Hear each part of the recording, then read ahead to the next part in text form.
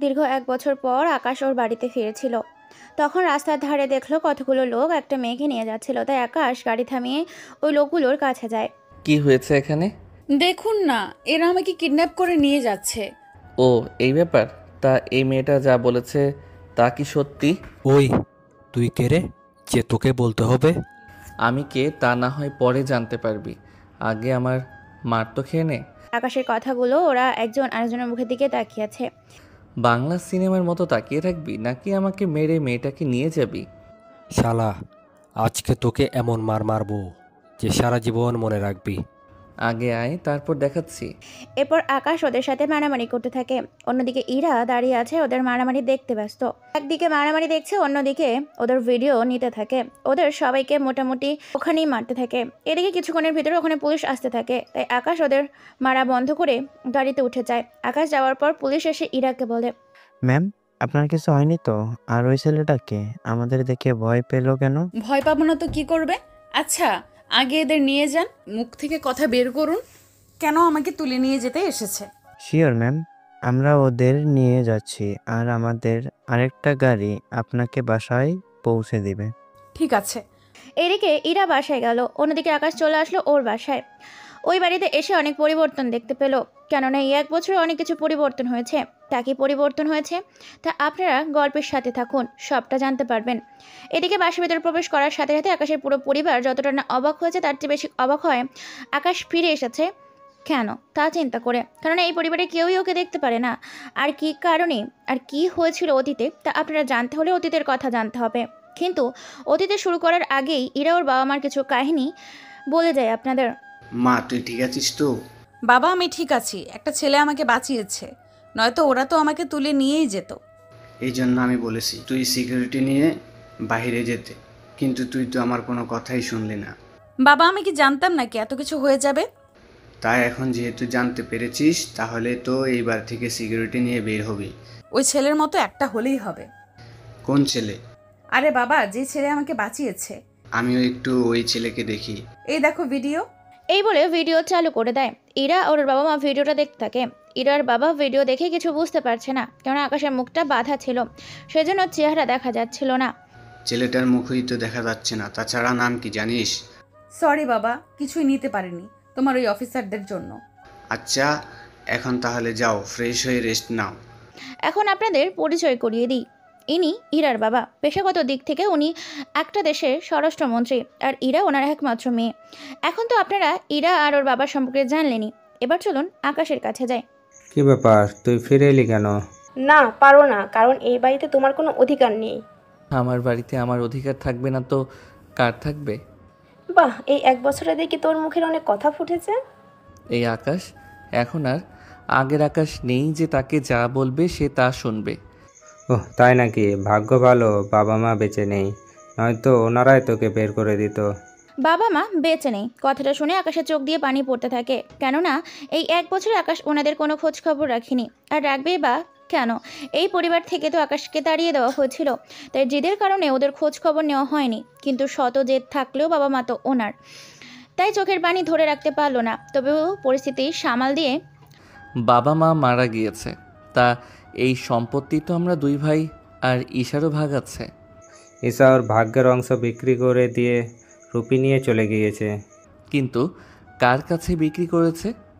কার কাছে আবার? তোমার ভাইয়ের কাছে। কি ভাই? এতগুলো রুপি কোথায় থেকে পেল? তা জেনে তুমি কি করবে? আমি জেনে কি করব মানে? তোমরা আমার সম্পত্তির ভাগ না দিয়ে নিজেদের মধ্যে কি করে নিতে পারলে?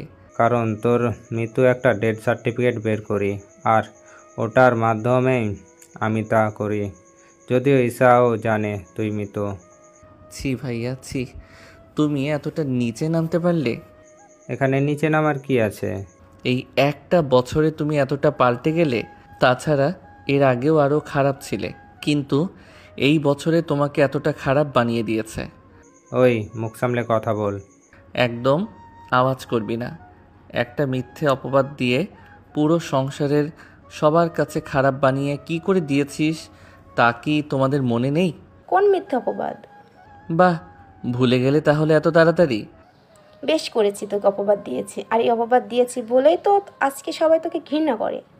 পাঠক পাঠিকারা, আপনারা হয়তো বুঝতে পারছেন না কোন মিথ্যে অপবাদের কথা বলছি। তাহলে চলুন আপনাদের আকাশের অতীত সম্পর্কে কিছু জানাই। অতীত অনেক সুখে ছিল আকাশ আর ওর পরিবার, বাবা মা ভাই আর ছোট বোনকে নিয়ে। দিনে দিনে যত বড় হচ্ছিল ততই আকাশকে ওনারা অবহেলা করতে যাচ্ছিল। এর কারণ চলুন বলি আপনাদের। কলেজ থেকে বাসায় ফিরছিল, তখন আকাশ ওর আব্বুকে বলে, আব্বু, আমার কিছু রুপি লাগবে। কেন? কলেজে ফিস দিতে হবে। আমার থেকে রুপি নেই, তাছাড়া এখান থেকে নিজের খরচ নিজেকেই বহন করতে শিখতে হবে। মানে ঠিক বুঝি নাই আব্বু, আমি এই ছোট বয়সে নিজের খরচ কি করে চালাবো? যেখান থেকে পারিস নিজের খরচ নিজে বহন কর। ভাইয়া, তোমার খরচ তো আব্বু এখনও চালাচ্ছে, তাহলে আমার কেন পারবে না? সব প্রশ্নের উত্তর হয় না, তাই ভালো হবে নিজের খরচ নিজেই চালাও, নয়তো বাড়ি থেকে বের হয়ে যাও।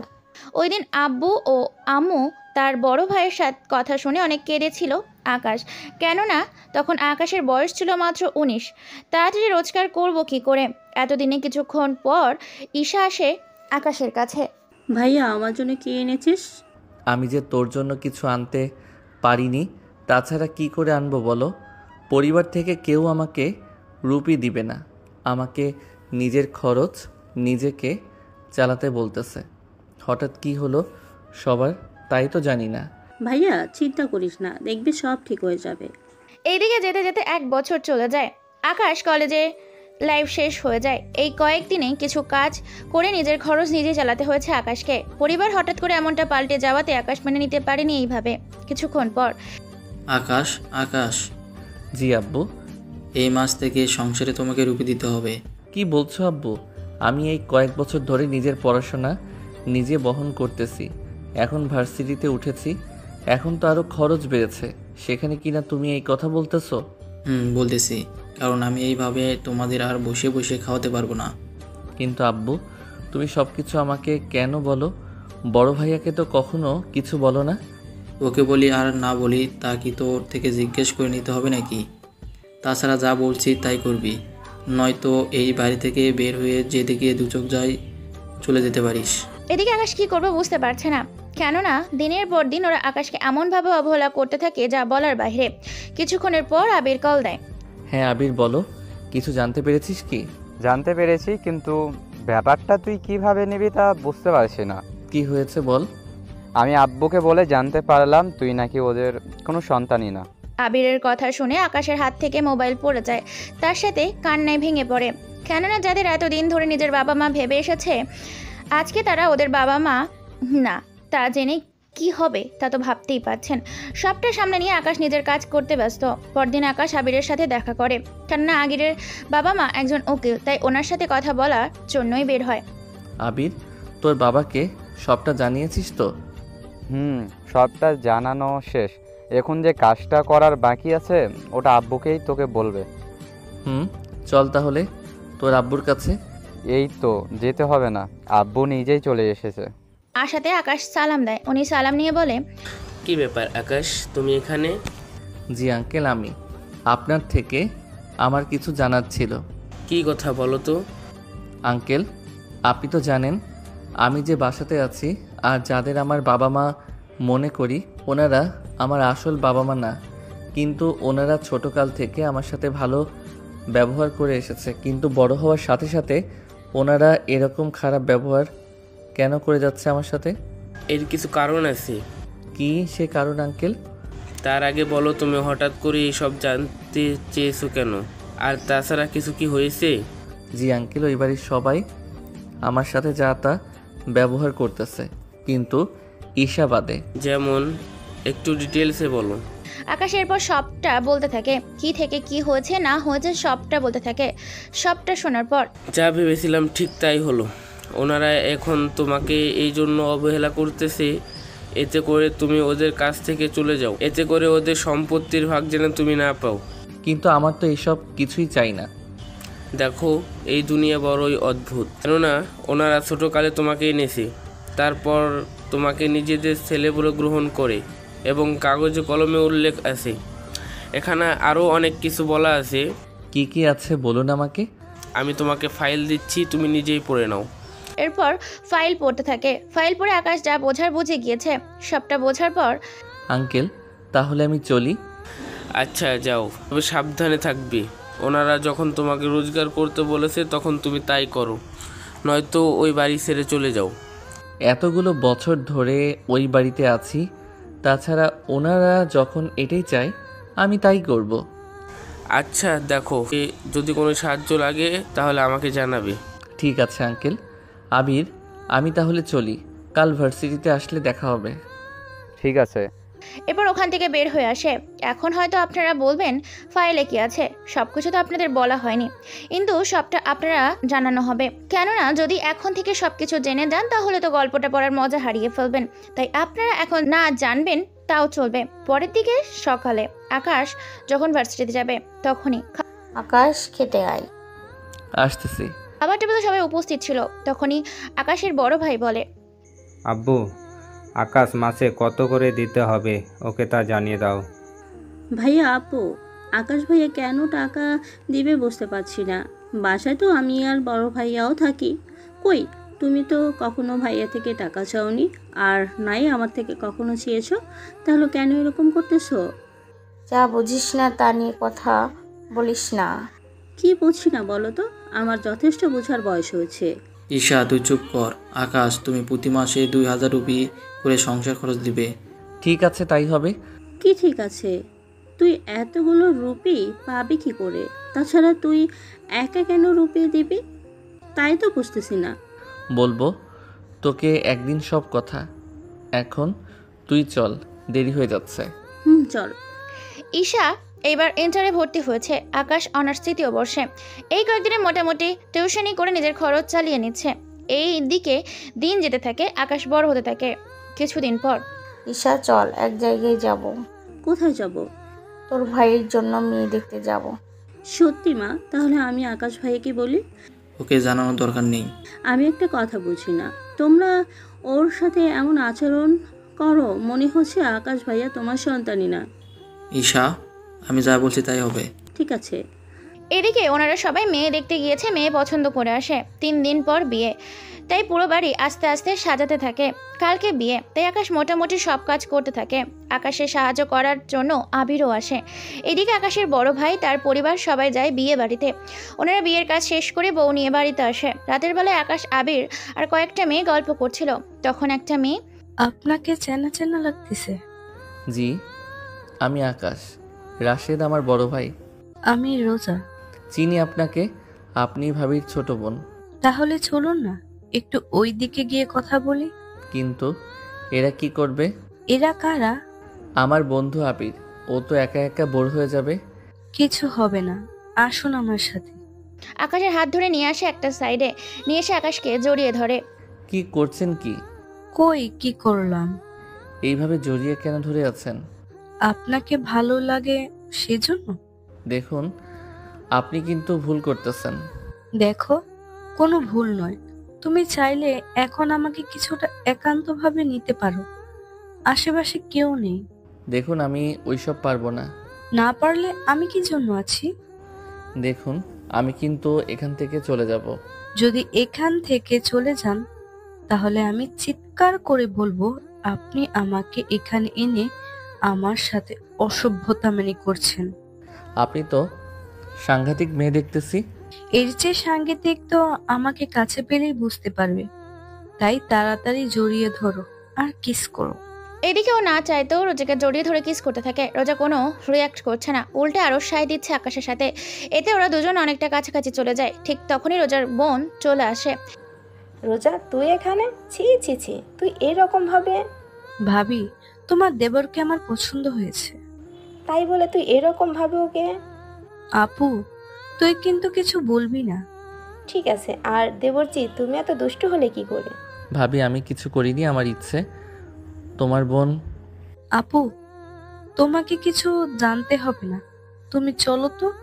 এদিকে আকাশ কি করবে কিছুই বুঝতে পারছে না। কোন দিকে কি হচ্ছে ওর সাথে কিছুই আকাশ বুঝতে পারছে না। বুঝতে পেরেছে ওর ভাবি অনেক ভালো হবে।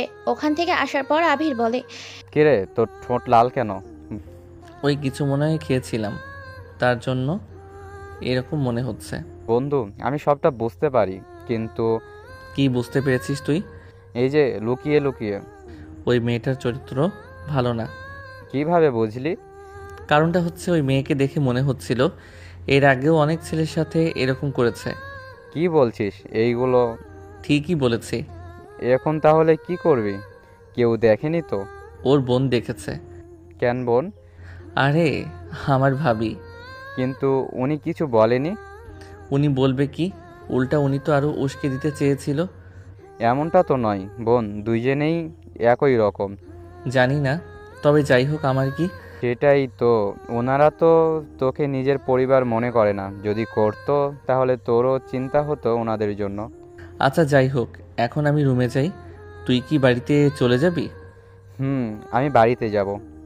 এইদিকে আবির বাড়িতে যায়, অন্যদিকে আকাশের রুমে শুয়ে থাকার কিছুক্ষণ পর আকাশ ওর বুকের উপর নরম কিছু অনুভব করে। যদিও কোলবালিশ নিয়ে আকাশ ঘুমায়, তাই কোলবালিশ মনে করে অনেকটাই ওরকমভাবে জড়িয়ে ধরে। কিছু কিছু পর ভারী অনুভব হয়, তাই চোখ মেলে তাকিয়ে মোবাইলের আলো দেয়। আলো দেওয়ার সাথেই রোজাকে দেখে চমকে ওঠে।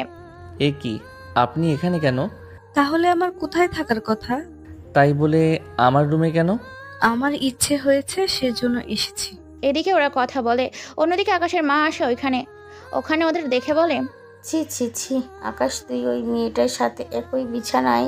মা, বিশ্বাস করো উনি আমার বিছানায় এসেছে। রোজা, আকাশ কি সত্যি বলেছে? হ্যাঁ, আসলে আমি থাকার জন্য জায়গা পাচ্ছিলাম না, তাই এখানে এসে শুয়ে পড়ি। আচ্ছা আকাশ, তুই বাইরে গিয়ে ঘুমা, রোজা এখানে একা ঘুমাবে। কেন আমার রুম থেকে বের হব? ওই তুই চুপ কর, তোর রুম কি করে হলো? তোকে এখানে ফ্রিতে থাকতে দিয়েছি, তাই এখান থেকে সর। আকাশ ওর মায়ের কথায় কষ্ট পেয়ে চলে গেল। কিছুক্ষণ পর রোজা তো বুঝতেই পারো না কি হলো, কারণ রোজা নতুন, সেজন্য কিছু জানে না। এদিকে আকাশ গিয়ে ছাদে ঘুমিয়ে পড়ে। পরের দিন সকালবেলা সবাই নিজেদের মতো করে খেতে থাকে। এদিকে সকালবেলা আকাশ যখন নিচে নামে, ওই নবাবের বাচ্চা, এতক্ষণ লাগে কি ঘুম থেকে উঠতে? মা, আসলে আমি... চুপ কর, যা ওখানে গিয়ে খেতে বস। ঠিক আছে। এদিকে খাবারের পর্ব শেষ করে আকাশ চলে আসে ওর রুমে। এদিকে রোজাও কিছুক্ষণ পর আকাশের রুমে চলে আসে। ওখানে আসার পর দরজা আটকে দেয়। কি ব্যাপার, দরজা কেন আটকালেন? রাতে তো কিছু হয়নি, তাই এখন ওইগুলো করতে এসেছি। এই ওইগুলা মানে? যেগুলো একটা মেয়ে তার হাজবেন্ড থেকে চায়। কিন্তু আমরা তো বিবাহিত নই। বিবাহিত না হয়েছি তো কি হয়েছে? একটা মেয়ে যখন রাজি, তখন তুমি আর না করার কে? আমি রাজি না। দেখ, ভালোই ভালো বলছি, নয়তো আমি এখন চিৎকার করে বলবো তুই আমার সর্বনাশ করতে চেয়েছিস। এমনটা করবেন না প্লিজ। তাহলে এখন আমাকে আদর কর, তাহলে আমি কাউকে কিছু বলবো না। এদিকে আকাশের হাতে আর কোনো উপায় ছিল না, কারণ আকাশের কেউ বিশ্বাস করবে না। এমনিতে ওকে কেউ শান্তিতে থাকতে দেয় না, তারপর এত বড় অপরাধ দিলে তো আকাশ পুরোর অবস্থায় খারাপ হয়ে যাবে। তাই রাজি না থাকা সত্ত্বেও ওইসব করতে থাকে। তবে ওই সব বলতে আপনারা বেশি গভীরে যায়েন না, কেননা ওই সব কিছুই হয়নি। কিছুক্ষণ পর রোজা আকাশের রুম থেকে বের হয়ে যাওয়ায় রোজার বোন তা দেখে ফেলে। উনিও কিছু বলেনি, কেননা রোজা এই বাড়িতে আসলে ওদের দুই বোনেরই লাভ। এইভাবে 7 দিন যাওয়ার পর আকাশের বোনের কাছে সবকিছু অস্বাভাবিক লাগতে লাগলো, তাই উনি আকাশের ভাইকে নিয়ে রুমে আসে। ওগো, শুনছো? বলো। তোমাকে একটা কথা বলবো, যদি রাগ না করো। কি কথা? তাড়াতাড়ি বলো, আমাকে বের হতে হবে। আমি বলতে চেয়েছি আকাশের সাথে আমার ছোট বোনের বিয়ে দিয়ে দিতে, তুমি কি বলো? তোমার মাথা ঠিক আছে? আকাশ আমার আপন ভাই না, তাই তুমি ভুলেও এই কথা মুখে আনবে না। তাছাড়া আকাশকে তো আমি ছাড়বো না। তোমার বোনকে প্রেমে ফেলে এই বাড়িতে থাকার ব্যবস্থা করে নিয়েছে। না দুলা ভাই, আমি আকাশকে পছন্দ করি। দেখো শালিকা, আকাশ এই বাড়ির কেউ না, তাই ওকে বিয়ে করে তুমি সুখী হবে না, কারণ ও বাবা বা কেউ নেই। আমরা ওকে বাড়ি থেকে বের করে দিলে ওর থাকার জায়গা নেই। তাহলে ভেবে দেখো কি করবা। কি বলছেন? তাহলে ওর মতো একটা ছোট লোকের সাথে আমি ওসব করেছি? সব করলে মানে কি কি করছো? রোজা, কি করলে তুমি? এখন কি করব? আচ্ছা, চিন্তা করবেন না, আমি আর ওর কাছে যাব না। তাছাড়া আমি তো আজকে চলে যাব, আর ওইগুলো আমার জন্য কমন ব্যাপার। তোমার বোন দেখতেছি। ও একটু ওরকমই। আপু আমি তাহলে গেলাম। এইদিকে রোজা চলে যায়। দেখতে দেখতে 1 মাস কেটে যায়। এবার আকাশের ভাবিও আকাশের সাথে খারাপ ভাষায় ব্যবহার করতে থাকে। এবার আর কোনো কিছুই সহ্য করতে পারছে না। এইদিকে ওকে তো বাড়ি থেকে তাড়ানোর কোনো প্ল্যানও পাচ্ছি না। আচ্ছা, চুরি করার দায় ওকে বের করে দিলে কেমন হবে? তা না করে আরও কিছু প্ল্যান আছে। কি সেটা? মাথা কাছে আনো, কানে কানে বলতেছি। এরপর কানে কানে সবটা বলে দেয়। সবটা শোনার পর আকাশের ভাবি রাজি হয়ে যায়। পরদিন ওদের বাসায় সবাই বাড়ির বাইরে যায়, শুধু আকাশের ভাবি আর আকাশের মা ছিল। কিছুক্ষণ পর, আকাশ আমার রুমে আসো তো। কেন ভাবি? রুমের বাল্ব একটু সমস্যা আছে, তাই ওটা একটু ঠিক করে দিতে হবে। আচ্ছা যাও, আমি আসতেছি। কিন্তু মা কোথায়? উনি গোসল করতে গিয়েছে। আচ্ছা, আমি আসতেছি। কিছুক্ষণ পর আকাশ ওর ভাবির রুমে যায়। ভেতরে যাবার মাত্রই আকাশের ভাবি দরজা বন্ধ করে দেয়। এতে করে আকাশ কিছুটা বিচলিত হয়ে যায়। কি ব্যাপার ভাবি, দরজা বন্ধ করলেন কেন? কি জন্য বন্ধ করেছি তা তো বুঝতেই পারবে। এদিকে আকাশের ভাবি ওয়াশরুমের পাশে ছিল, উনি ওখানে দাঁড়িয়ে ছিল। এতে করে আকাশের মা কখন বের হবে আর ওই সুযোগে কাজে লাগাবে। যখন বুঝতে পেরেছে উনি বের হবে, তখনই ভাবি নিজের বুক থেকে কাপড় সরিয়ে নেয়। তারপর ব্লাউজটা হাত থেকে বুতাম খুলে ছিঁড়ে ফেলে। আকাশকে গিয়ে জড়িয়ে ধরে চিৎকার করতে থাকে, বাঁচাও বাঁচাও, কে আছো, আমাকে বাঁচাও। ভাবি ছাড়ো আমাকে। কি করছেন? এইভাবে চিৎকার কেন করছেন? ছাড়ুন আমাকে। এদিকে চিৎকার শুনে আকাশের মা ওয়াশরুম থেকে বের হয়ে আকাশকে ওইভাবে দেখে ফেলে। আকাশ ওর মাকে দেখে সাথে সাথে ওখান থেকে উঠতে যাবে, কিন্তু এবার আর উনি আকাশকে ধরে রাখেনি। আকাশছি, তুই এতটা নিচে নামতে পারছিস, আমি কল্পনাও করতে পারিনি। মা বিশ্বাস করো, আমি সব কিছু করিনি। ভাবি জোর করে আমার সাথে এইগুলো করেছে। দেখেছেন মা, আপনার ছেলে কিভাবে বানিয়ে বানিয়ে মিথ্যে বলতেছে। তুই যদি আজকে এই বাড়ি থেকে বের হয়ে যাবি, আমি তোকে এই বাড়িতে আর দেখতে চাই না। এদিকে আকাশের ভাবি তো বানিয়ে বানিয়ে বলতে থাকে, কিন্তু কিছুই করার ছিল না। কেননা উনিও চায় না আকাশ এই বাড়িতে থাকুক, তাই সব কিছু নিয়ে বের হয়ে যায়। এদিকে ভাবি প্ল্যান সফল হয়েছে, তাই উনি একটা হাসি দেয়। আকাশ যাওয়ার পর সবাই এক এক করে আসে। মামা, আকাশ ভাইয়া কোথায়? কেন, কি হয়েছে? ভাইয়ের জন্য আমি শার্ট আর প্যান্ট এনেছি। ওকে আমি বাড়ি থেকে বের করে দিয়েছি। কি বলছো কি মা তুমি? কেন বের করে দিলে? ওহ, আজ তোর ভাবিকে কাঁপে আমার বলতেও লজ্জা করে। আমার মোটেও বিশ্বাস হয় না ভাইয়া এই কাজ করেছে। তাহলে আমি নিজের চোখে ভুল দেখেছি? তুমি ভুল দেখোনি, তোমাকে ভুল দেখানো হয়েছে। মানে? আমি ঠিক বলেছি, কারণ তোমরা কেউ চাও না আকাশ ভাই এখানে থাকুক। বড়দের মুখের উপর কিভাবে কথা বলতে হয় তা মনে হয় তুই ভুলে গিয়েছিস। না মা, আমি বলিনি, কিন্তু তোমরা ভুলে যাও আকাশ ভাইয়া যদিও আমার নিজের ভাই না, তাও আমি সবই জানি। কি? তুই কি করে জানলি? কারণ ভাইয়াই আমাকে বলেছে ওই কথাটা। তাছাড়া এটাও বলেছে তোমরা নিজেরা চক্রান্ত করে ভাইয়াকে এই বাড়ি থেকে তাড়ানোর জন্য অনেক চেষ্টা করে যাচ্ছ, আর আজকে ভাবির জন্য তা সফল হয়েছে। কি বলতে চাস তুই ঈশা? তোর ভাবি কি করছে? কি করিনি তাই বলো। মিথ্যে অপবাদ ভাইয়াকে দিয়ে এই বাড়ি থেকে বের করাটাই ছিল তোমাদের উদ্দেশ্য। তুই কি করে জানিস? আমি জানি, কারণ ভাইয়া আমাকে না থাক। তোমরা যখন কেউ চাও না, তখন আর আমি শুধু শুধু বলে লাভ কি আর। তাছাড়া ভাইয়া তো আর এই বাড়িতে আসবে না, তাই সত্যিটা তোমরা নাই জানলে। আকাশ ভাইয়া তোমাদের নিজের বাবা মায়ের জানে, কিন্তু তোমরা কখনো তাকে সন্তানের মায়া মমতা দাওনি। দেখ ঈশা, তুই বেশি বাড়াবাড়ি করবি না। ঠিক আছে, করলাম না। এইদিকে এদের দিকটা রেখে চলুন আকাশ কি করে তা দেখে আসে। বাড়ি থেকে বের হয়ে আবিরের সাথে যোগাযোগ করে। আবির, সবটা তো বললাম, এখন কি করবি? দেখ, আমি তো এবার আর্মিতে অ্যাপ্লাই করছি, তাছাড়া তুইও কর। আমার থেকে সব দিক দিয়ে তুই বেটার আছিস, তাই আমার মনে হয় তুই টিকে যেতে পারবি। কিন্তু ততদিন আমি থাকবো কোথায়? আমার সাথে থাকবি। এদিকে দিন যেতে থাকে। আকাশ ও আবির ওরা দুইজনেই আর্মিতে সিলেক্ট হয়ে ট্রেনিংয়ে চলে যায়। ট্রেনিংয়ের 8 মাস আকাশ কারোর সাথে যোগাযোগ করেনি, তবে 8 মাস এখানে ট্রেনিংয়ে গেলেও সব মিলিয়ে প্রায় 1 বছর শেষ ওরা নিজেদের ট্রেনিং শেষ করার পর। আকাশ ও আবির, তোমরা দুজনেই খুব ভালো টেক্সট করতে পেরেছো, আর তোমরা দুজনেও অনেক ভালো টেক্সট করতে পেরেছো, তাই তোমরা দুজন চাইলেই সৈনিক পদের চেয়ে অফিসার পদে যোগ দিতে পারো। কিন্তু তার জন্য তার জন্য কি স্যার? তোমাদের আরও 4 মাস ট্রেনিং করতে হবে, তাহলে তোমাদের স্যাটেলাইট ম্যাপ, সব ধরনের বন্দুক আর মেধা দিয়ে গড়ে তোলা হবে। যদি তোমরা রাজি থাকো তাহলে আমি তোমাদের নামটা এখানে লিখে দিব। অবশ্যই লিখতে পারেন। তাহলে তোমরা একটা কাজ করো, 7 দিন ছুটি দিলাম, তোমরা নিজেদের বাড়ি থেকে ঘুরে আসো। এরপর তোমাদের 4 মাসের স্পেশাল ট্রেনিং শুরু হবে। ধন্যবাদ স্যার। এরপর আকাশ ও আবির চলে আসে ওইখান থেকে। আবির প্রথমে ওর বাড়িতে চলে যায় আর ওইখান থেকে আকাশ ওর বাড়িতে আসে। এরপর কি হয়েছে না হয়েছে তারপর তো প্রথম পর্বেই জেনেছেন। তাহলে অতীত শেষ করে বর্তমানে চলে আসি। বর্তমান। দেখো ভাবি, তোমরা আমার সাথে আগে কি ব্যবহার করেছো তা আমি মনে করতে চাই না। এখানে আমি 5 দিন থাকবো, তাই আমাকে কোনো রকম ডিস্টার্ব যদি করেছো তাহলে তোমাদের খবর আছে বলে দিলাম। এদিকে আকাশ ওখানে প্রথম দিন থাকে, পরদিন বের হয়ে আসে, ঈশার সাথে দেখা করে। ঈশা তো আকাশকে দেখে অনেক খুশি হয়েছে। ভাইয়া তুই বেঁচে আছিস? হ্যাঁ বোন, আমি বেঁচে আছি। কিন্তু এত বছর পর আমার কথা তোর মনে পড়লো? এরপর সবটা বলতে থাকে।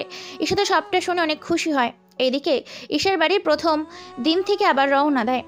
ওখানে একটা শপিং মলে আসে। তখন আকাশ ইরাকে দেখতে পায়, কিন্তু ইরা চিনতে পারে না, কেননা ওই দিন মুখ দেখেনি সেজন্য।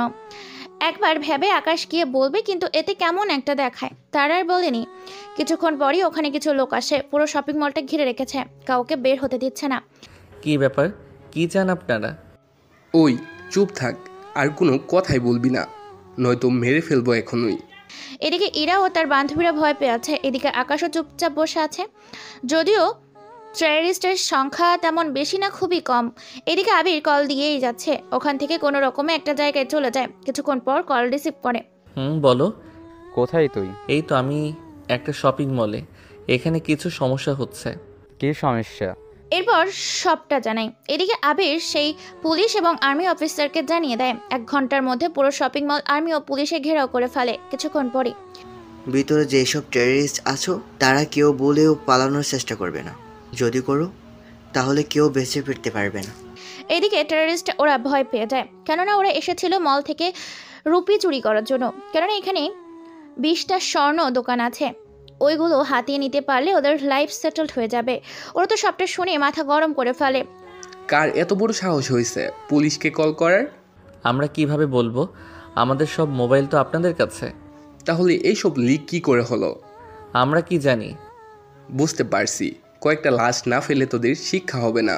আপনারা তো রুপি আর স্বর্ণ নেওয়ার জন্য এসেছেন, তাহলে শুধু শুধু মানুষদের কেন মারবেন? ওই তুই দেখি সে প্রথম থেকে বেশি কথা বলিস, তোকে আগে শেষ করতে হবে। তাহলে আমার একটা শর্ত আছে। কি শর্ত বল? আমাকে মারার জন্য 6 জন লোক আমার সাথে যাবে।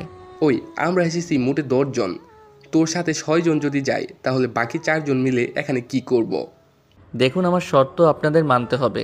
এদিকে ইরা সহ বাকি সবাই আশ্চর্য হয়ে যায়, কারণ যেখানে সবাই নিজের প্রাণ বাঁচাতে ব্যস্ত সেখানে কিনা সেই ছেলে কি সব উল্টাপাল্টা বকে চলেছে।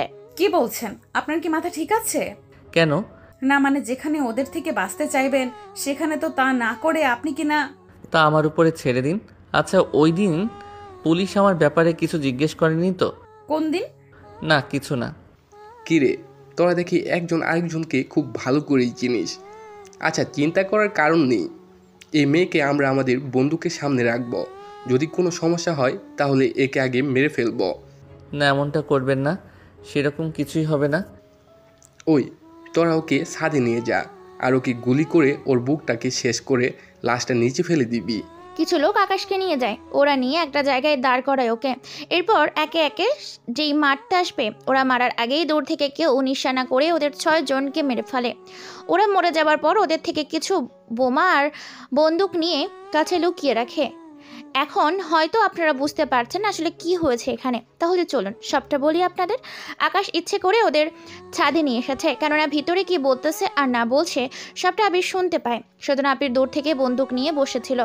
আবির একজন শার্প শুটার, তাই দূর থেকে নিশানা করা ওর জন্য সমস্যা হয় না ওদের মারার পর। আবির, ওরা মারা গিয়েছে, আমি নিচে যাচ্ছি। ভিতরে আর মাত্র 4 জন লোক আছে, তাই আমি বাকিটা সামলে নিব। ঠিক আছে, কিন্তু আমি এখানেই থাকবো। যদি তুই কোনো খারাপ পরিস্থিতি দেখেছিস তাহলে আমাকে জানাবি, আমি এখান থেকে ওদের ট্রিট করে দেবো। তার জন্য কি কি করতে হবে তা তোকে বলে দিতে হবে না নিশ্চয়ই। ওকে, আমি এবার নিচে যাচ্ছি। সাবধানে যাবি। ওখান থেকে নিচে নেমেই ওদের ওপর গুলি করতে থাকে। এইভাবে গুলি করাতে ওদের দুইজন ওখানেই মারা যায়, কারণ সর্বপ্রথম ওই লোকটাকেই মারে যেই লোকটা ইরার মাথায় বন্দুক ধরেছিল। এইভাবে কারোর কিছুক্ষণ পর ওদের শেষ করে দেয়। এইভাবে ওদের সবাইকে মারার পর। ধন্যবাদ আপনাকে, কিন্তু তখন আপনার ওই কথাটার মানে আমি ঠিক বুঝতে পারিনি। কোন কথা? ওই যে পুলিশ আপনার কথা জিজ্ঞেস করেছে কিনা। বাসায় গিয়ে বসে ভাবতে থাকেন, উত্তর পেয়ে যাবেন। আচ্ছা যাই হোক, আপনাকে অসংখ্য ধন্যবাদ আমাকে বাঁচানোর জন্য। প্রথমবার ধন্যবাদ পাওয়ার সময় পাইনি। আচ্ছা যাক গিয়ে সেসব কথা, এখন তাহলে চলি আমি। এই বলে চলে আসে। এদিকে কিছুক্ষণ পরেই পুলিশ ও আর্মি লোক এসে সবাইকে নিরাপদে বাইরে নিয়ে যেতে থাকে। এদিকে আকাশ বাড়িতে আসে। কি ব্যাপার, কোথায় গিয়েছিলে? যেখানে যাই তা কি আপনাকে বলতে হবে? তা কেন বলবি, আমার রুমে আয়। গত 1 বছর আগেও এইরকমভাবে রুমে ডেকে নিয়ে বাড়ি ছাড়া করেছেন, এখন আবার নতুন করে কোন নাটক শুরু করবেন? কোনো কিছু না, আগে আয়। এরপর আকাশ যাবার পর আগের মতো আকাশের ভাবি এবারও নিজের শাড়ি খুলে ফেলে আর ব্লাউজ কিছুটা ছিঁড়ে ফেলে। যদিও আকাশ দাঁড়িয়ে দাঁড়িয়ে তা দেখছিল, কিন্তু এখনও বুঝতে পারছে না আসলে কি চাচ্ছে। বাহ, আবারও সেম আগের মতো কাহিনী। ওই দিন তো তোকে বাড়ি থেকে বের করেছে, আজকে তোকে আমি জেলে দিব। কিছুটা আবাল মার্কা লোক আছে যারা নাইস, নেক্সট, অসাধারণ এই শব্দ ছাড়া কমেন্ট করতে পারে না। আরে ভাই, এই কমেন্ট না করে গল্প সংক্রান্ত কমেন্ট করেন। কি জন্য শুনি? এই যে আমার ইজ্জত নিতে চেয়েছিলি তুই, সেজন্য। ও তাই? আজকে তো ওয়াশরুমের দরজা খোলা আছে, ভিতরে কেউ তো নেই। তাহলে নতুন করে কিভাবে কি প্ল্যান করলেন? তা তোর না জানলেও চলবে। তার রুমে ক্যামেরা নেই তো? ক্যামেরা কি দরকার, বাইরে পুলিশ আছে আগে থেকে। এখন শুধু আমি চিৎকার দেবো আর ওরা চলে আসবে। যাক, সব দেখে আগের থেকে সেট করা। আচ্ছা তাহলে একটা কাজ করুন, যতটুকু ছিঁড়েছেন পুরোটা ছিঁড়লেই তো পারতেন। কেন কেন? বারে, এইটুকু ছিঁড়ে তো কিছুই দেখা যাচ্ছে না, তাই পুরোটা ছিঁড়লে তো ভালো কিছু দেখা যেত। এই বলে একটা টান দিয়ে ব্লাউজ ছিঁড়ে আকাশের হাতে চলে আসে। এতে করে উনি নিজের বুকটা হাত দিয়ে ঢেকে রেখেছে। একদম কাছে আসবে না বলে দিলাম। ও তাই? 1 বছর আগে যে অপবাদ দিয়েছিলে তা আজকে আমি শোধ করে নিব। এই বলে আকাশ ওর ভাবিকে জড়িয়ে ধরে। এতে করে ভাবি চিৎকার করে ওঠে। প্লিজ দরজা ভেঙে ভেতরে আসতে 2 মিনিটের মতো লাগে, কিন্তু এই 2 মিনিট অনেক কিছু হয়ে গিয়েছে যা আপনারা না জানলেও চলবে। আকাশের ভাবি চাদর গায়ে দিয়ে বিছানার এক কোণে বসে আছে। পুলিশ আকাশকে ঘিরে দাঁড়ায়। আকাশের ভাবি এই অবস্থা দেখে পুলিশের বুঝতে বাকি রইল না, কিন্তু এর আগে যে ওদের সব প্ল্যান সাজানো তা আকাশ তো জানি। পুলিশ কিছু ছবি উঠিয়ে আকাশকে নিয়ে আসে। আসার সময় মোবাইল রেখে দেয়, কিন্তু আকাশের মোবাইল দেওয়ার আগে সবকিছু আবিরের কাছে পাঠিয়ে দেয়। পুলিশ ওকে থানায় নিয়ে আসে। এদিকে ইরা ওর বাড়িতে গিয়ে ওর বাবাকে সবটা বলতে থাকে। আচ্ছা বাবা, ছেলেটা আমাকে একটা কথা জিজ্ঞেস করেছে, কিন্তু আমি এর মানে বুঝতে পারিনি। কোন কথার মানে? এই যে বললো ওই দিন পুলিশ কিছু জিজ্ঞেস করেছে কিনা ওই ছেলেটার কথা। এই কথাটার মানে বুঝিস নি তুই? না বাবা। আরে ওই ছেলেটা ওই দিন তোকে বাঁচিয়েছে। কি? তুমি কি করে শিওর হচ্ছ? নয়তো যে কথা তুই আমার আর ওই ছেলেটা জানে সে কথা এই ছেলেটা বলছে। এখন ওরা দুজনেই একই ব্যক্তি। সত্যি বাবা, তোমার মাথায় কত বুদ্ধি। আমি এখানকার রাষ্ট্রপতি, যদি আমার মাথায় বুদ্ধি না থাকে তাহলে এই চেয়ারে বসে থাকতে পারতাম না এতদিনেও। তা ঠিক বলেছ। তুই কি ওই ছেলেটার প্রেমে বা পছন্দ করতে শুরু করে দিয়েছিস? জানি না বাবা। তা ছেলেটা সম্পর্কে কোনো তথ্য কি জানিস? না বাবা, ওর তো কোনো ছবিও নেই আমার কাছে। তাহলে ওকে খুঁজে বের করব কিভাবে? আচ্ছা আব্বু, ওই শপিং মলের ক্যামেরায় তো ওই ছেলের ছবি থাকবে। তুমি ওই ছবিগুলো যে করেই হোক আনার ব্যবস্থা করো। ঠিক আছে, আমি এখনই অর্ডার দিয়ে দিচ্ছি। অন্যদিকে আকাশ এখনো জেলের ভিতরে। কিছুক্ষণ পর ওখানে আবির আসে। অফিসার, আবার বন্ধুকে কি জন্য অ্যারেস্ট করেছেন? ও, তুই তাহলে ওর বন্ধু? তোকেও মনে হচ্ছে ওর সাথে ভেতরে পাঠাতে হবে। আমি কি করেছি? তোর বন্ধু ওর ভাবির ইজ্জত দিতে চেয়েছিল, তাই ওকে গ্রেপ্তার করেছি। বেশি কথা বললে তুই ওর সাথে জড়িত আসিস তা বলে পাঠিয়ে দিব। আচ্ছা, আপনাদের তো খবরও দেওয়া হয়নি, তাহলে কিভাবে আপনারা ওখানে গেলেন? মানে ঠিক বুঝলাম না। আমার বন্ধু যে ওর ভাবির ইজ্জত নেবে তা আপনারা আগে থেকেই কি করে জানলেন? তাছাড়া ওর ভাবির ইজ্জত নেওয়ার 3 মিনিটের মাথায় আপনারা এত তাড়াতাড়ি করে ওদের বাসায় আসলেন। আমার তো মনে হচ্ছে ওকে ফাঁসানোর জন্য আপনারা ও দায়ী আছেন। কি, তোর এত বড় সাহস? তুই আমাদের উপর? এখন তোকে ও ভিতরে ভরে রেখে দেব, তাহলে বুঝতে পারবি। উকিল সাহেব, আপনি এখানে আসুন। এরপর উকিল এসে আবিরকে ওখান থেকে ছাড়িয়ে দেয়। উকিল তো চলে যায়। আবির ও আকাশ যাওয়ার আগে বলে, তুই তো ওদের সাথে সামিল ছিলি, তা আমি জানি, তবে একটা কথা তোকে বলা হয়নি। আমি আবারও এই থানায় ফিরে আসব, তবে যেদিন আমি আসব ওই দিনটা তোর চাকরির শেষ দিন হবে। এদিকে ওখান থেকে আকাশ বাসায় আসে। বাসায় আসার পর আকাশের ভাই ও ভাবি দুজনে ওখানে উপস্থিত ছিল। আকাশ ওর ভাবিকে তাচ্ছিল্য করে বলে, ভাবি, সেরকমভাবে বানিয়েছ, ভাইয়া তো এমনিতেই খুশি তাপে। এখন হয়তো আপনারা এর মানে বুঝতে পারেননি, আপনারা কেন আকাশের ভাই ও বুঝতে পারেননি, তাই তো শুধু তাকিয়েছিল। আকাশ ওর ব্যাগগুলো গুছিয়ে নেয়। গুছিয়ে নিয়ে বের হবার আগে বলে, আমি চলে যাচ্ছি, আর আসবো না এই বাড়িতে। তবে যাওয়ার আগে বলে যাই, আমি যাওয়ার পর ভাইয়াকে অন্তত বলিও যে ওই দিন কি কি হয়েছিল। তার সাথে এতটুকু বলবো, কখনো কারোর সাথে এইরকম খারাপভাবে আচরণ করো না, কেননা খারাপ আচরণ করতে গিয়ে একদিন ওই আচরণেরই শিকার হয়ে উঠবে। তাই ভালো থাকবেন। আকাশ চলে যায়। এদিকে আকাশের ভাইও বুঝতে পারছে না, তাই উনি আকাশের যাওয়ার পর স্ত্রীকে বলে, কি হয়েছিল ওই দিনে রুমের মধ্যে? প্ল্যানের বাইরে ও কি করছো? ওই দিন ও আমার সাথে। এবার আকাশ কি কি করেছিল সবটা বলতে থাকে। উনি সবটা শোনার পর নিজের কানকেও বিশ্বাস করতে পারেনি। কি, ও তোমার সাথে? ওকে ফাঁসাতে গিয়ে আমি নিজে অনেকটা ফেসে গেলাম। আচ্ছা, যাওয়ার হয়ে গিয়েছে, বাইরের কেউ জানে না, এতে হবে। তাছাড়া তুমিও আমার কথাই করতে গিয়েছিলে, নিজের তার শিকার হলে। এখানে তোমার কোনো দোষ নেই, তাই তোমাকে কিছু করতে হবে না। তাছাড়া ও চলে গিয়েছে, তাই তুমিও ওই দিনের কথা কাহিনীও মন থেকে মুছে ফেলো। ঠিক আছে, কিন্তু কেন করলো আমার সাথে এরকমটা? এর আগেও একবার ওকে এই মিথ্যা অপবাদ দিয়ে বাড়ি থেকে বের করেছিলাম, আর আজকে আবার তা করতে চেয়েছিস, এই জন্য ওটাই সত্যি করে বসেছে। আমি সব কিছু ভুলে যাব তাহলে। বলে যেও। এইদিকে আকাশ আবিরের সাথে একটা দিন থাকতে থাকে। এইদিকে আকাশ ক্যাম্পে যাওয়ার আগে আবার ও একবার বের হয়। ওই দিন আবারও ইরার সাথে দেখা হয়। আকাশ লিফট দিয়ে উপরে উঠছিল। ওই লিফটে ইরাও ছিল। লিফটে অতিরিক্ত মানুষ হওয়ার কারণে ইরা ধাক্কা খেয়ে আকাশের বুকে গিয়ে বাড়ি খায়। এতে করে ইরার ঠোঁট ও আকাশের ঠোঁট এক হয়ে যায়। এতে করে ওরা দুজন চোখ বন্ধ করে ফেলে। চোখ মেলে ইরা আকাশকে দেখতে পায়। ইরা তো অবাক হয়ে তাকিয়ে আছে, কেননা ওর জীবনে প্রথম কিস ছিল এটা। এরা কিছু বলতে যাবে তার আগে আকাশ ওখান থেকে বের হয়ে যায়। ইরা অনেক ডাকার পরেও আকাশ পিছনে তাকায়নি। সেজন্য ইরার বান্ধবী নদী বলে, আমার স্বপ্নের মানুষটাকে তুই বুঝবি না, ওই ছেলেটাকে খুঁজতে থাক। যে ছেলেটার সাথে মাত্র আমার কিস না, কিছু না, আমি যে ছেলেটাকে খুঁজতেছি তুই ওই ছেলেটাকে খুঁজতে থাক। যা দেখেছিস তাই নিয়ে খুঁজতে থাক, যে করে হোক ওকে খুঁজে বের কর। ওরা অনেক খোঁজার পর আকাশের সন্ধান পেল। ওরা দুজন গিয়ে আকাশের সামনে দাঁড়ায়। কি ব্যাপার, তখন আমার কথার উত্তর কেন দেননি? কি করে দিব, একটা অ্যাক্সিডেন্টের জন্য ওই কিসটা হয়ে গেল। আমি ভেবেছিলাম আপনি আমাকে কয়েকটা কথা শোনাবেন, তাই তো আমি আর ওখানে দাঁড়াইনি। এত বেশি বোঝেন কেন আপনি? আচ্ছা, এখন কি বলবেন? আপনার নাম আর ডিটেলসটা আমাকে পাঠিয়ে দিন। কেন কেন? দিতে বলেছি। আমি পারভেজ হোসেন আকাশ। আর আপনার নামটা? আমি ইরা চৌধুরী। তা আপনার পরিচয় বলুন।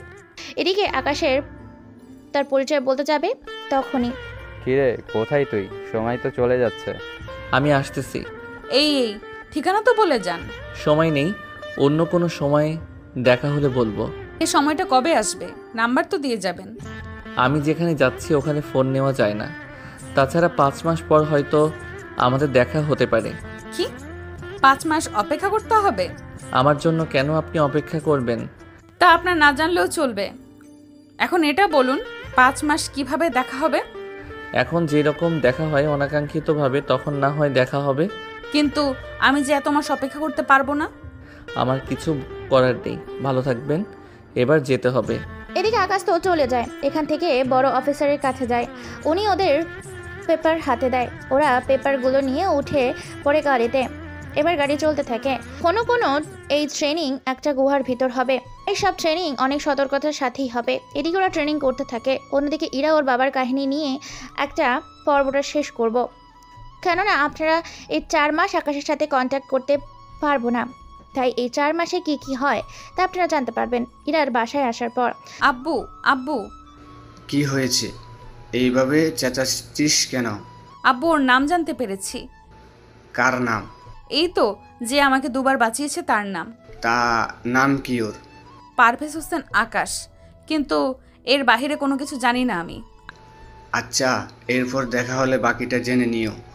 আমার একটা মিটিং আছে, ওই মিটিং শেষ করে আসি। আচ্ছা যাও। রাকিব সাহেব 3 জন সিকিউরিটি নিয়ে বেরিয়ে পড়ে মন্ত্রিসভার উদ্দেশ্যে। কারণ আজকের মিটিং হবে ইউসুফ খানকে নিয়ে।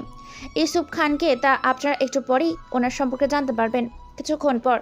আজকের মিটিং কি জন্য তা আমাকে বলুন। স্যার, আপনাকে একটা গুরুত্বপূর্ণ মিটিংয়ের জন্য ডাকা হয়েছে। কি নিয়ে? স্যার, আপনি তো ইউসুফ খানকে চিনেন।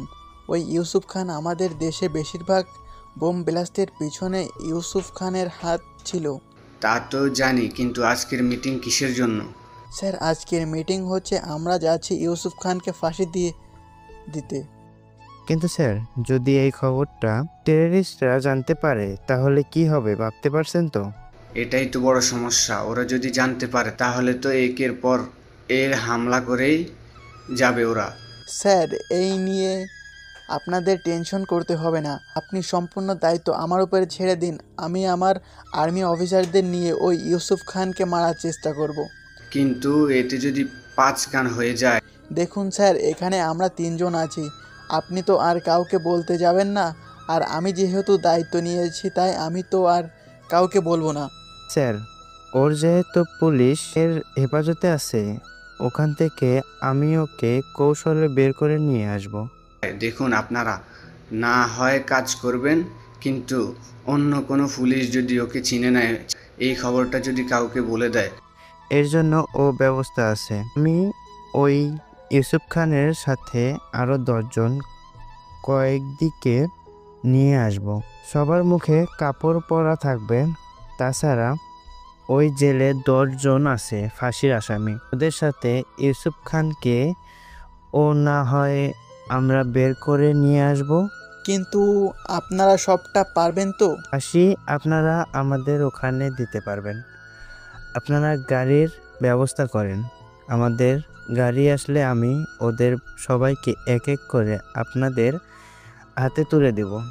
তাছাড়া ওদের অজ্ঞান করে দেওয়া হবে, এতে করে কেউ কোনো কিছু বুঝতেও পারবে না। তবে আমি আমার মতো করে সবটা করব, বাকিটা আপনাদের হাতে। ওকে, তাহলে হবে। আমি নিজেই ওই গাড়িতে উপস্থিত থাকব।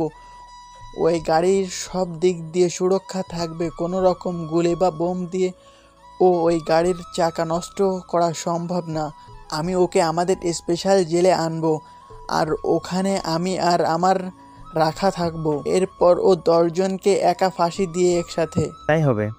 আপনারা কোন রাস্তা দিয়ে যাবেন তা আমি জিজ্ঞাসা করব না। ওকে, তাহলে স্যার আপনি এই কাগজে সাইন করে দিন, আমি বাকি ব্যবস্থা দিব। এরপর রকিব সাহেব সাইন করে দেয়। উনি ওনার বাসায় চলে আসে। এইদিকে পরের দিন আর্মির বড় অফিসার আসে কিছু সৈনিক নিয়ে। নিন, এবার তাহলে এই কয়েদিদের আমার কাছে পাঠিয়ে দিন। তার মধ্যে ইউসুফ কোনজন তা চিহ্নিত করে দিবেন, কেননা আমাদের তো মূল টার্গেট ওকে নিয়ে। চিন্তা করবেন না, আমরা সব দিক দেখে নিব। তাছাড়া ইউসুফকে আমরা একটু অন্যরকম পোশাক পরাবো। ওকে, তাহলে তাই করুন। 1 ঘন্টা পর 10 জন কয়েদিকে আনা হলো। একে একে ওদের গাড়িতে ওঠানো থাকে।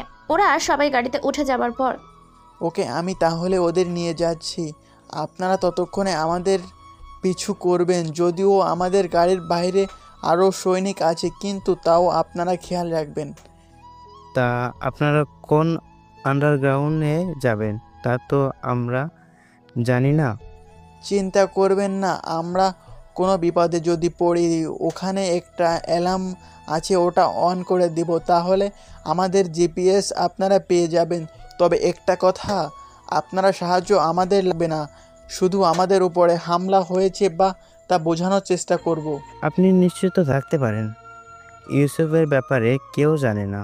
কিন্তু বাকিদের ব্যাপারে যদি কোনো রকম তথ্য ওরা বুঝতে পারে বা ওদের দলের কেউ যদি হামলা করে। আর্মিদের ওপর হামলা করবে তাও সাধারণ লোকজন, এটা কখনো হয়নি আর হবেও না। আচ্ছা, দেরি হয়ে যাচ্ছে। ওকে, আশা করি আপনাদের কোনো সমস্যা হবে না।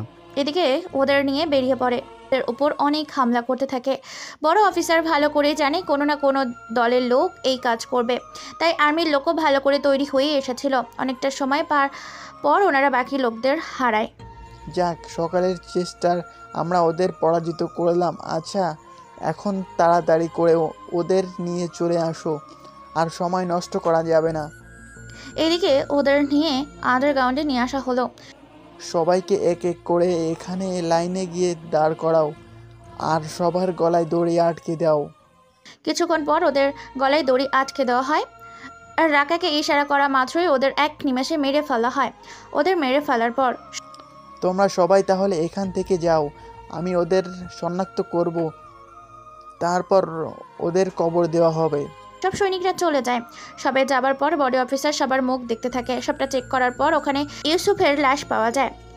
এরপর উনি এক এক করে আন্ডারগ্রাউন্ডের রাস্তা দিয়ে ওদের লাশগুলো নিচে ফেলে দেয়। এই আন্ডারগ্রাউন্ডের রাস্তা কোথায় গিয়ে নেমেছে তা একমাত্র বড় অফিসারই জানে। এটা এমন একটা জায়গা, এখানে যাদের মারা হয় তারা একটা রুমে গিয়ে পড়ে। এরপর ওখান থেকে ওদের একটা রিমোটের সাহায্যে নিয়ে ওখান থেকে একটা সুড়ঙ্গের পথে আনা হয়। এরপর ওই সুড়ঙ্গ ওদের সবাইকে ফেলে দেওয়া হয়। এই সুড়ঙ্গ এতটাই ভয়ঙ্কর যে এখানে কোনো জীবিত মানুষও যদি ফেলে দেওয়া হয় তাহলে সে বেঁচে ফিরে আসতে পারবে না। এতটাই ভয়ঙ্কর এই জায়গা, কেননা ওই জায়গায় সব লাশের পর লাশই আছে। এইদিকে এইভাবে কিছুদিন যেতে থাকে। ইরাও আকাশের পথ চেয়ে বসে থাকে। 5 মাস ট্রেনিং শেষ করার পর আকাশ ও আবির আসে বড় অফিসারের কাছে। ওরে দেখে উনি খুশি হয়। কেমন আছো তোমরা? তোমাদের সব ট্রেনিং শেষ হয়েছে তো? ট্রেনিং শেষ না হলে তো আমরা এখানে আসতে পারতাম না। তা ঠিক বলছো, কিন্তু একটা সমস্যায় পড়ে গেলাম। কি সমস্যা? আমাদের রাজ্যের রাষ্ট্রপতির মেয়েকে কারা যেন তুলে নিয়ে গিয়েছে। এখন ওই ব্যাপারে কথা বলতে যাব। স্যার, আমরাও আসি তাহলে। কিন্তু তোমরা কি পারবে? কোনো না, তোমরা তো মাত্র ট্রেনিং শেষ করে এসেছো। স্যার, একজন দেশ প্রধানের মেয়ে বিপদে আছে, সেখানে আমরা চুপ করে থাকতে পারি না। আচ্ছা, চলো তাহলে। এরপর ওরা সবাই চলে যায় রাষ্ট্রপতির বাড়িতে। এই বাড়িতে বর্তমানে পুলিশ, কমান্ডো, রাজনৈতিক লোক ও আর্মি দিয়ে ভরা ছিল। আকাশ ও আবির যখন বড় অফিসারকে নিয়ে ভেতরে গেল তখন সবাই একে একে সালাম দিতে থাকে। বড় অফিসার ওদের নিয়ে রফিক চৌধুরীর সামনে যায়। রফিক চৌধুরী তো আকাশকে দেখেই চিনতে পারে, কারণ উনি ইরার কথাই ওই দিনই শপিং মলের সিসিটিভি ফুটেজ দেখেছিল। তখন ইরা আকাশের কথা ওর বাবাকে জানায়। উনি আকাশকে দেখে বুকে জড়িয়ে নেয়। এতে অনেক অবাক হয়। উনি কান্না জড়িত কণ্ঠে বলে, তুমি এসেছো আকাশ? স্যার, আপনি আমাকে কি করে চিনেন? তা পরে জানতে পারবে, কিন্তু তুমি এখানে কি করো? স্যার, আমি বলছি, ও আকাশ। কয়েকদিন হয়েছে ও আর্মির ট্রেনিং শেষ করে ও এখানে এসেছে, তাই ওকেও আমি সাথে করে নিয়ে আসলাম। কিন্তু স্যার, ওদের কাছ থেকে কি কোনো কল এসেছে? ওরা কি চায় বা না চায়? এসেছে। তার জন্য ওরা একজন সাধারণ লোককে যেতে বলেছে একটা ঠিকানায়, কিন্তু কেউ প্রাণের ভয়ে যেতে রাজি হচ্ছে না। তাহলে আমি যাব। তাছাড়া আমাকে তো কেউ এখনও চিনে না। তাছাড়া ডাটা বেজে আমার বায়োডাটা এখনও সেভ করেনি, তাই ওরা শত চেষ্টা করলেও আমার আসল পরিচয় জানতে পারবে না। সত্যি তুমি যাবে? জি, যাব। তাহলে এখনও জায়গা আর আপনার মেয়ের ছবি দিন, যেন আমি দেখে চিনতে পারি। আকাশের কথা শুনে রফিক সাহেব অবাক হয়। তার মানে কি ইরা ওর পরিচয় দেয়নি, আর এটিও না জেনে রাজি হয়েছে? আর আমি ভেবেছিলাম এই ছেলেটা ইরাকে ভালোবাসে, তাই ওকে বাঁচাতে এসেছে। এখন দেখি ও কিছুই জানে না। কি ভাবছেন? স্যার, আমাকে বিশ্বাস করতে পারেন, আমি এমন কিছু করব না যার জন্য আপনার ক্ষতি হয়। এই নাও ঠিকানা, তাছাড়া ছবি লাগবে না, কেননা আমার মেয়ে ছাড়া ওর আর ওখানে কোনো মেয়েই নেই, তাই ওরাই ওর সাথে তোমার দেখা করিয়ে দেবে। তাহলে আমি এবার চলি স্যার। এই বলে আবিরের থেকে বিদায় নিয়ে চলে আসে ওইখান থেকে ওই ঠিকানায়। ওই ঠিকানায় বড়ই অদ্ভুত, কেননা ওরা সমুদ্রের ধারে আসতে বলেছিল, তাই ওখানে এসে অপেক্ষা করতে থাকে। কিছুক্ষণ পর ওখানে একটা হেলিকপ্টার আসে, আর হেলিকপ্টার থেকে আকাশকে চেকিং করে উঠিয়ে নিয়ে চলে যায়। ওকে তো উঠিয়ে নিল, আমরা তাহলে এবার ট্রেকিং করা শুরু করি, কি বলেন? ট্রেকিং করবে মানে কিভাবে? ওর কাছে তো কোনো কিছুই নেই। স্যার, আমাদের ট্রেনিংয়ে শেখানো হয়েছে কিভাবে ছোট ছোট জিনিস লুকিয়ে রাখতে হয়। এবার আমরা ট্রেনিং করে এই জায়গায় লোকেশন খুঁজে বের করতে থাকি।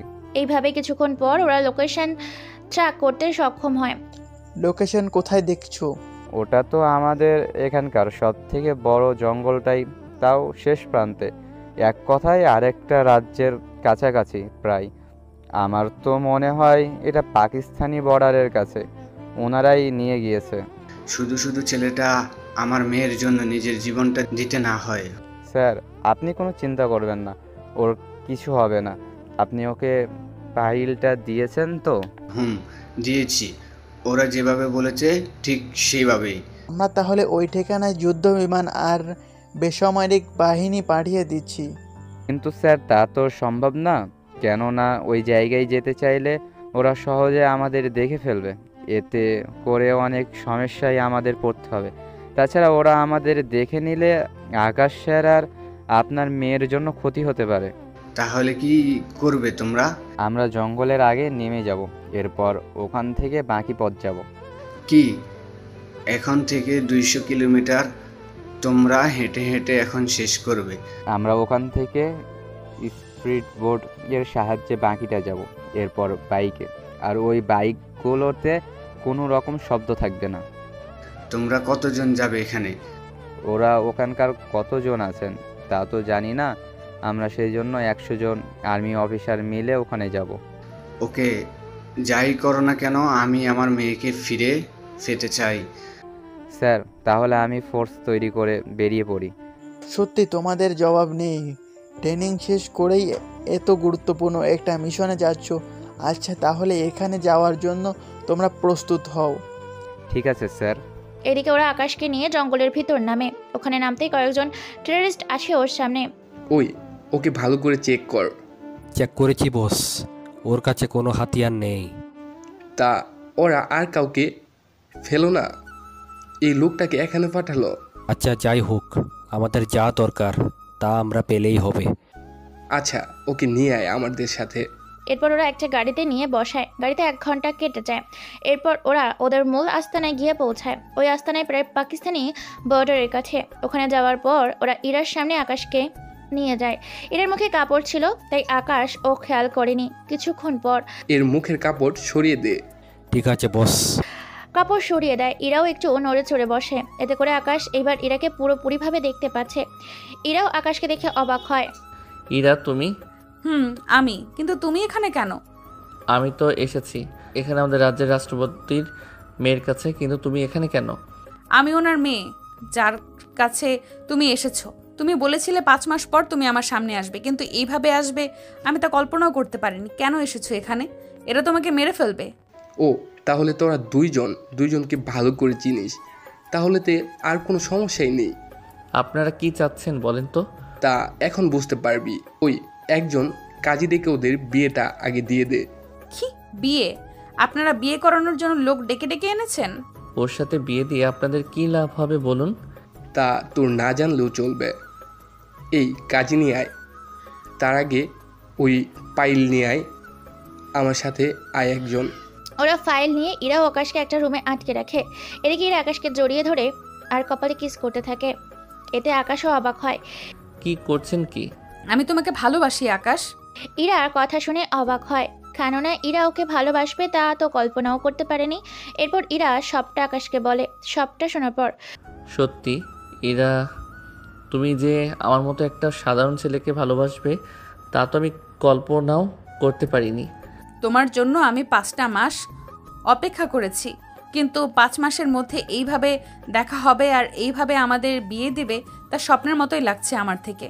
আমিও ভাবিনি এইভাবে তোমার সাথে দেখা হবে আর বিয়ে করতে হবে।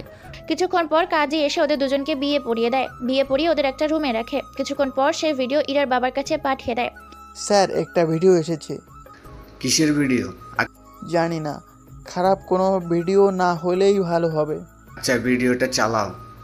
ভিডিও চালানো হয়। ভিডিওতে দেখানো হচ্ছে ইরা আকাশকে বিয়ে দেওয়া হচ্ছে। এটা দেখে বড় অফিসার ঘাবড়ে যায়, কিন্তু বড় অফিসার রফিক চৌধুরীর দিকে তাকিয়ে দেখে উনি খুশি হয়েছেন। স্যার, আপনি কি ওদের বিয়েতে খুশি হয়েছেন? হবে না কেন? আমার মেয়ে তো ওকে পছন্দ করে। কি বলছেন কি স্যার? ঠিকই বলছি, ওদের বিয়ে দিয়েছে, তাতে আমি খুশি হয়েছি, কিন্তু একটা কথা মাথায় ঢুকছে না। কোনো কথা? কথাটা হলো, ওরা ইরার সাথে কেন আকাশের বিয়ে দিল? এই বিয়ে দেওয়ার জন্য কি ওরা এখান থেকে একটা ছেলে পাঠাতে বলেছিল? আমারও তো এই প্রশ্নটাই মাথায় ঢুকছে না, কিন্তু কোনো করলো এটা অমন। তা তো এখন আকাশের থেকে আমাদের সাথে কন্ট্যাক্ট করলে জানতে পারবো। এখনও আমার মেয়ের জামাই ও হয়ে গেল, তবে ভালোই হয়েছে। তেমন ঠিক বুঝি নাই।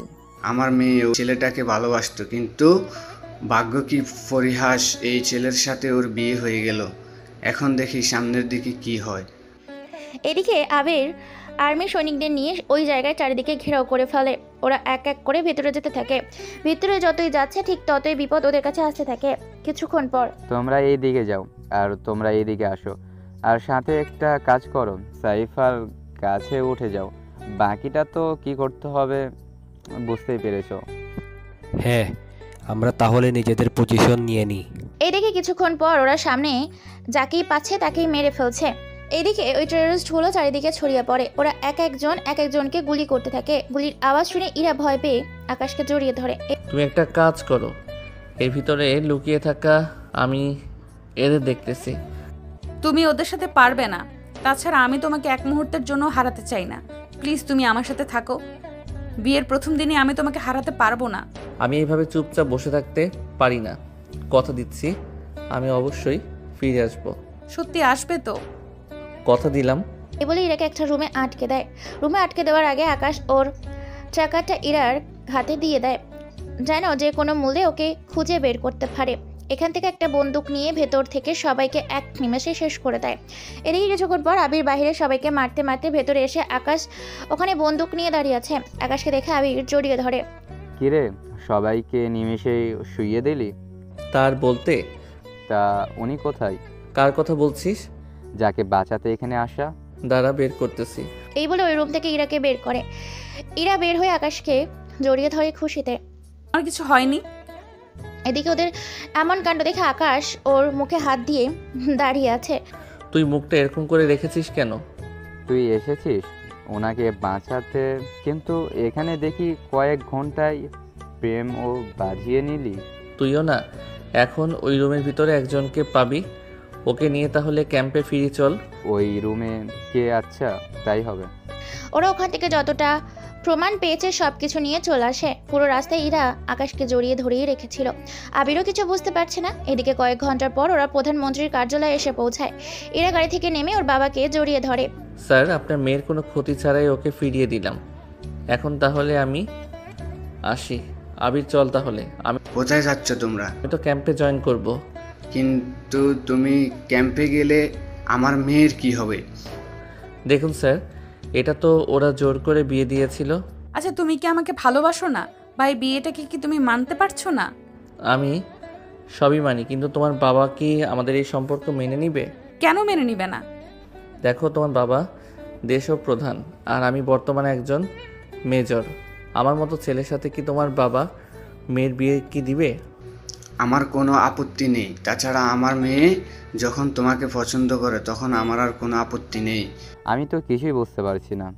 তুমি তো এখন বাড়িতে যাবে, তাহলে ওকে নিয়ে যাও। স্যার, আমার নিজস্ব কোনো বাড়ি নেই, সেজন্য ওকে বাড়িতে ওঠানোর আগে আমাকে ফ্ল্যাট দেখতে হবে। তার কোনো প্রয়োজন নেই।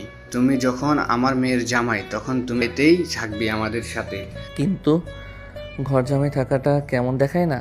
ঘর জামাই বললে ওদের গায়ে লাগে, যারা নিজের থেকে বউয়ের খরচ চালাতে পারে না। কিন্তু তুমি তো আরও 3-4টা বউ চালানোর ক্ষমতা আছে। তাছাড়া আমি কিছু শুনতে চাই না। তুমি এই বাড়িতে থাকবে। তাছাড়া তোমাদের বিয়ে তো কেউ দেখেনি, তাই আমি কালকে তোমাদের বিয়ের অনুষ্ঠান করব, সেজন্য তুমি সময় মতো আসবে। ঠিক আছে। এদিকে ইরা ওর রুমে চলে যায়। আকাশ যেতে যেতে আবিরকে সবটা বলতে থাকে। আবিরও সবটা শুনে অবাক হয়ে যায়। পরের দিনে আকাশ দোলা সেজে ইরার বাড়িতে আসে, সাথে আবিরও ছিল। ইরা বাবা ওখানে সবার সাথে আকাশকে পরিচয় করিয়ে দেয়। আকাশও সবার সাথে পরিচয় হয়ে নেয়। রাতের বেলা ইরা ও আকাশ ইরার রুমে বসে আছে, সাথে গল্প করতে থাকে। গল্প করা শেষ হলে ওরা দুজনের কাজে লেগে পড়ে। ওরা দুজন কি গল্প করছিল তা তো আপনাদের বলাই যায়। আসলে ওরা গল্প করছিল এই নিয়ে যে এই 4 মাস ইরা কি করেছিল তা নিয়ে ওরা দুজন কথা বলছিল। সকালবেলায় ইরা চুলের পানি দিয়ে আকাশের ঘুম ভাঙায়। ঘুম ভেঙে ইরাকে জড়িয়ে ধরে। সারা রাত অনেক আদর করেছো, তাই এখন তুমি ফ্রেশ হবে। না হলে হয় না। জি না, তুমি যাবে কিনা তাই বলো। যাচ্ছি। এইদিকে আকাশ গোসল করে অন্যদিকে ইরা রেডি হতে থাকে। কিছুক্ষণ পর ওরা দুজন রেডি হয়ে বেরিয়ে আসে, নাস্তা করে নেয়। তোমরা কি কোথাও বের হবে? না বাবা, আমি কোথাও যাচ্ছি না। না বাবা, আমরা একটু সমুদ্রের ধারে যাব। তাহলে যাওয়ার সময় অবশ্যই সিকিউরিটি নিয়ে যাবে। লাগবে না বাবা, তোমার জামাই থাকতে সিকিউরিটির কি দরকার? তাছাড়া আমরা এখানে সিকিউরিটি নিয়ে গেলে কিছুই তো। ঠিক আছে, তাহলে যাও। না বাবা, আমি কোথাও যাচ্ছি না। তুমি তো যাবেই, তুমি না গেলে আমি অন্য কাউকে নিয়ে গিয়ে ওইগুলো। এই না, আমি রাজি। এই তো গুড, তাহলে চলো। ইরা অনেক জোরাজুরি করে আকাশকে নিয়ে চলে আসে। ওরা দুজন সমুদ্রের পাড়ে হাঁটছে।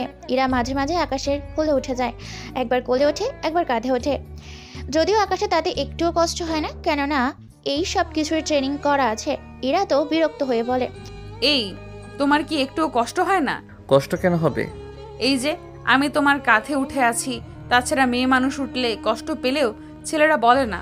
এইসব ব্যাপারে ট্রেনিং করানো হয়েছে, তাই আমাদের কোনো সমস্যাও হয় না।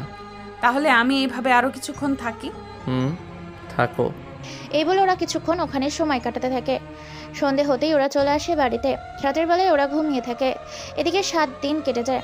আকাশের ছুটি কাটাচ্ছে। এদিকে ইরাও আকাশকে ছাড়তে চাইছে না, তবুও ইরাকে বুঝিয়ে শুনিয়ে আকাশ ক্যাম্পে আসে। স্যার এসেছেন? তাহলে আপনি। তা ওই লোকটা কি মুখ খুলেছে? কিন্তু একটা খারাপ খবর আছে আমাদের জন্য। খারাপ খবর মানে? ওই লোকটার থেকে তথ্য পাই। কি রকম তথ্য? তথ্যটা হলো ওরা নাকি আমাদের দেশে বোমা ব্লাস্ট করবে। কিন্তু কেন করবে, আর তার কারণ কি জানতে পেরেছো? পেয়েছি। তাহলে তাড়াতাড়ি বলো। ইউসুফ খানকে যদি রেহাই না করা হয় তাহলে ওরা ঠিক 10 দিন পর পুরো ইন্ডিয়া বোমা ব্লাস্ট করবে, কিন্তু কোন কোন জায়গায় করবে তা এখনো জানা যায়নি।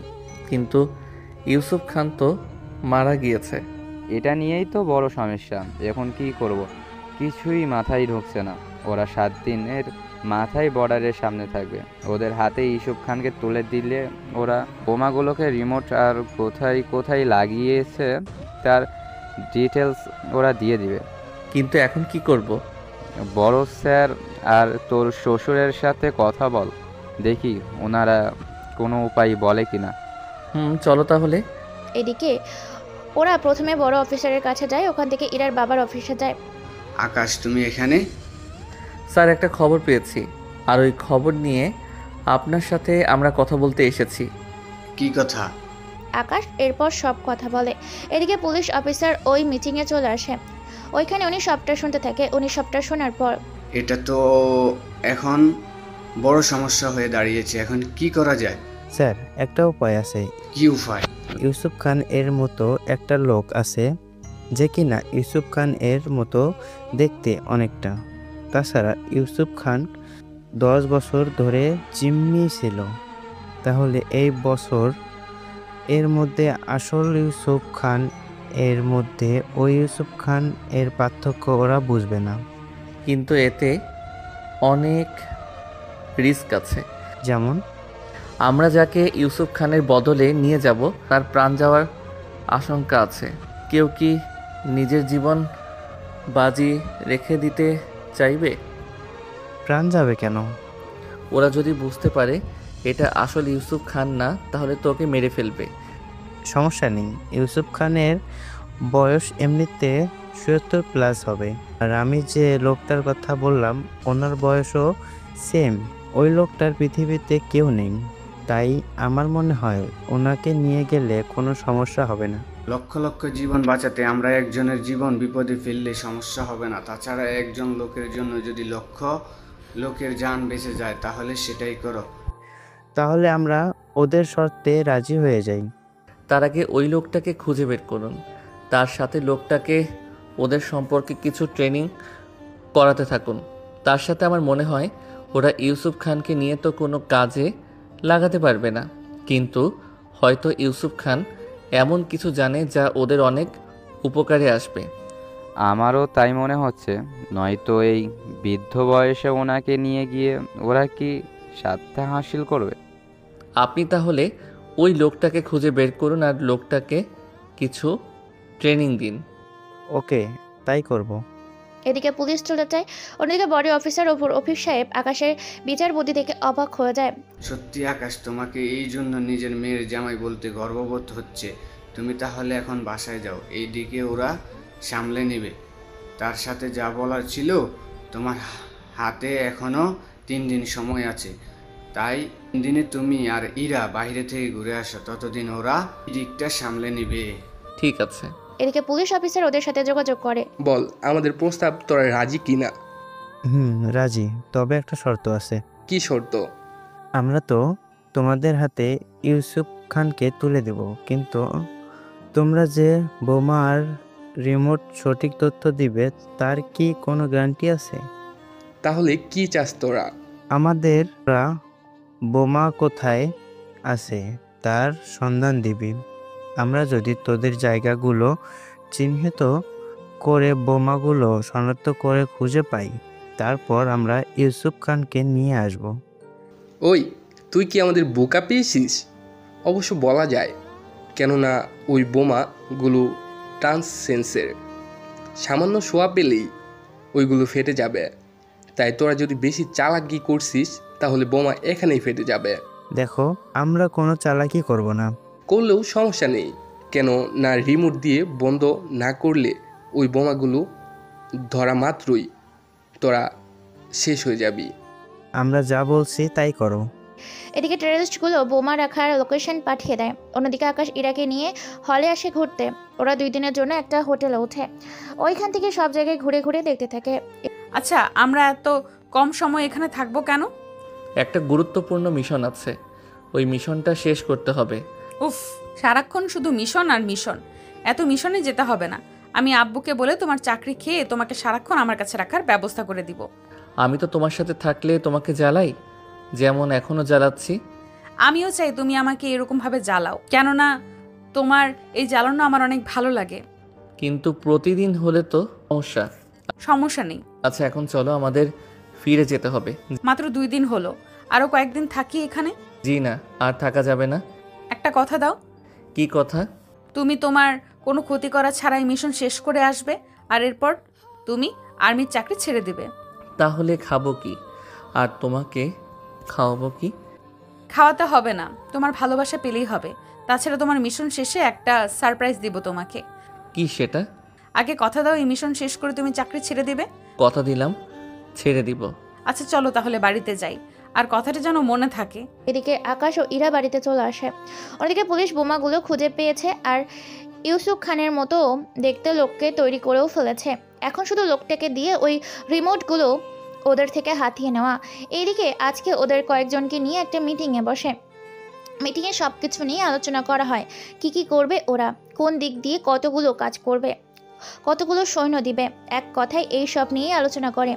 যে কথাটা বলার ছিল, বোমগুলো যে জায়গায় পাওয়া গিয়েছে ওই জায়গার আশেপাশে 206 ধারা জারি করে দিন তাড়াতাড়ি, যেন কেউ ওখানের আশেপাশেও না আসে। কারণ কোনো রকম সমস্যা হলে, বিল্ডিংয়ে সমস্যা হলেও কোনো রকম লোকের প্রাণ না যায় সেদিকে খেয়াল রাখবেন আপনি। আমরা তা না হয় করলাম, কিন্তু ইউসুফ খানের মতো ওই লোকটাকে নিয়ে আমরা যাব, সাথে কিছু প্ল্যান করা আছে, ওইগুলো আপনারা না জানলেও চলবে। কেননা ওকে যেহেতু আমরা যাব, তাই এইসব বিষয়ে আমরাই ডিসিশন নিব। ওকে, তাহলে আমি মানুষের নিরাপত্তার দায়িত্ব নিলাম।